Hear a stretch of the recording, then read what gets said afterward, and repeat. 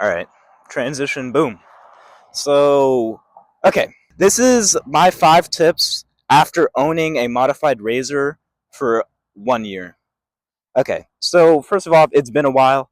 The last post that I did was not too long ago, but I recorded that around 8 months ago, and dang, that like felt like in no time.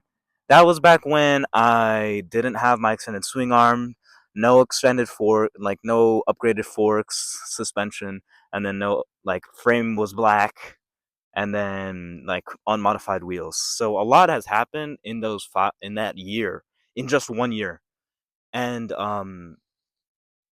these are my 5 tips will that I wish I heard when I started modifying a razor.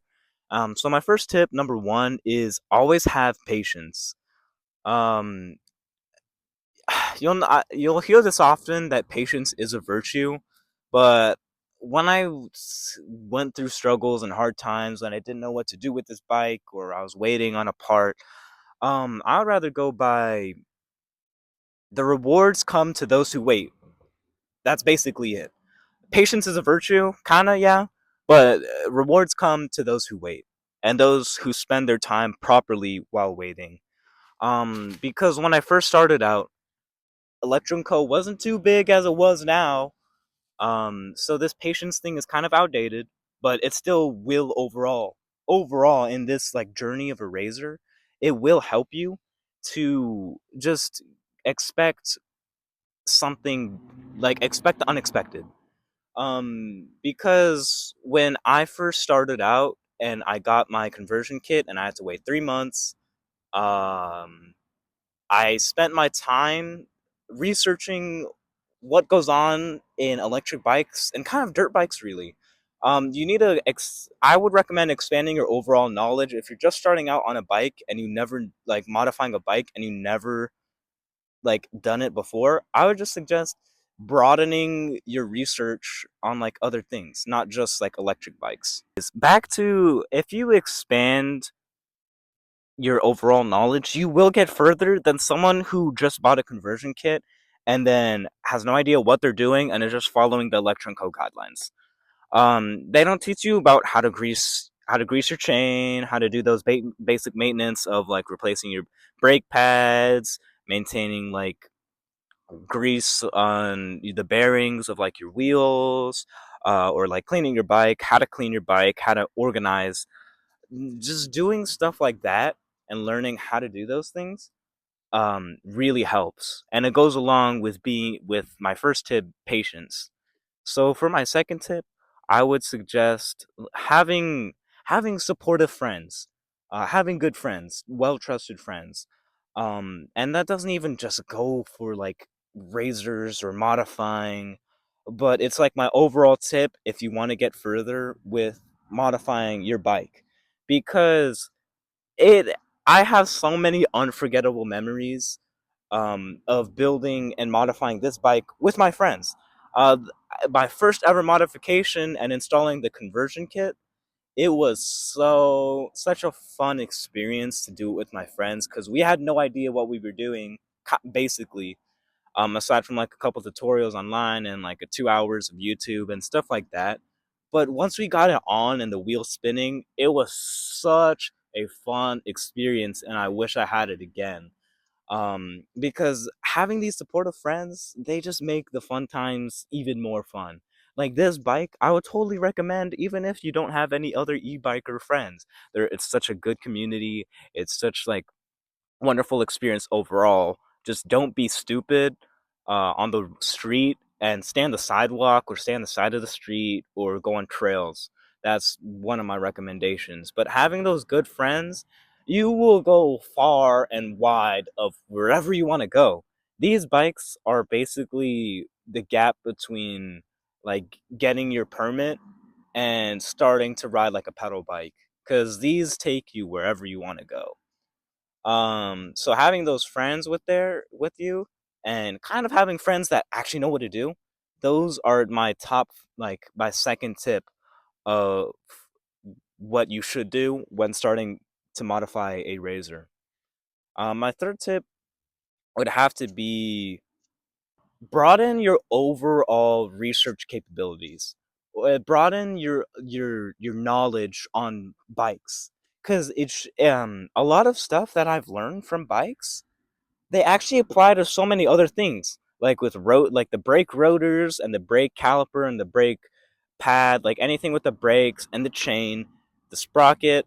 A lot of this stuff you can learn from other things. So if you just stop researching just about, oh, how do I modify a razor, how do I modify a Suron, how do I like do all of that, and then you just broaden your research to like, oh yeah, proper dirt bike maintenance, oh yeah, how to maintain your car maintenance, um like how dirt bikes work, how regular bikes work. When I broadened my knowledge of that, I was familiar with the stuff that doesn't even normally come with an e-bike. It helps so much to know your way around things, even if it's not related to what you're doing at all. So that is my third tip of broadening research. My fourth tip is going to be have self-confidence in yourself. You don't have to know what you're doing, and especially with new stuff like this, where or when I was working on it at the time, it was kind of a niche thing, kind of an unknown thing to do, is to mod your razor. But now you see it here, there, who knows where. So but having self-confidence in yourself and knowing that you don't know everything, but just knowing like at the end of the day I'll fix it, at the end of the week I'll fix it, at the end of the month I'll fix it. That is one of my best tips that I would give for modifying your bike. Um, having that dedication to just having that dedication to just do what you want to do, not just what some random online forum says. Oh yeah, you can't fix that. Try to fix it. If it doesn't work, at least you tried. That is my fourth tip on how to do, like how to be successful in this modding journey. But then also my fifth tip is kind of contradicting my fourth tip a little bit, is everything and anything will go wrong. And that's not a bad thing. Um having something go wrong, for example, when my I this I messed up my controller when I hit too many jumps and it short circuited. I didn't know what to do with it. I thought it was the motor. I was gonna send the motor to Electro and Co. and then get it back, but then it was a month long wait to like emails back and forth to Electro and Co. And they're like, oh yeah, maybe it's the controller, probably the controller based on like the videos that you sent. We had to send videos of like the diagnostics and stuff.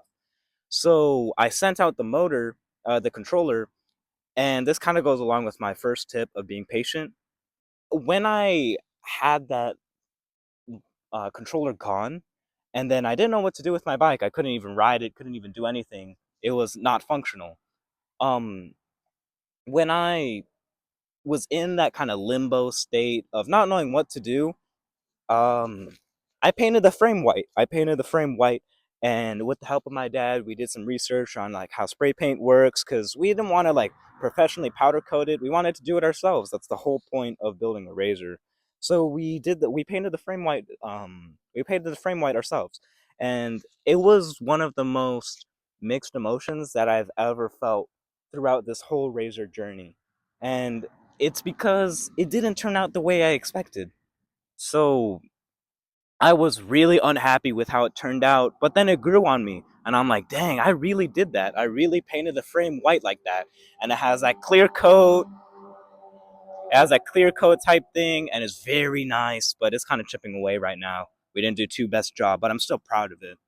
But that goes along with my fifth tip, is just everything will go wrong, and you should make the most of it in that time.